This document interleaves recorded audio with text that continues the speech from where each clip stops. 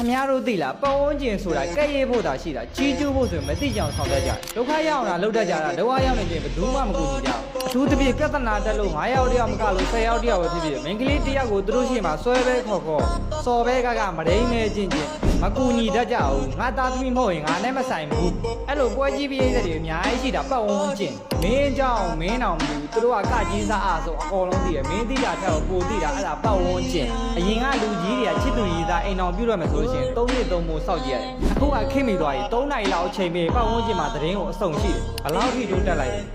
ရောင်လို့မှားလို့တော့မင်းရဲ့ဟွက်ဖဲကိုသူတို့ရဲ့အရှိမသွားမလှန်ပြနိုင်တော့တစ်သက်လုံးသူတို့ရဲ့သွေးကတည်းကပတ်လက်မျိုးပြီးတာကြံတယ်ဟောအဲ့လိုတွေပြောလို့ပတ်ဝန်းကျင်မကောင်းထင်နေကြအောင်လေအကောင်းပြောတဲ့ချိန်လေးတွေရှိပါတယ်သူတို့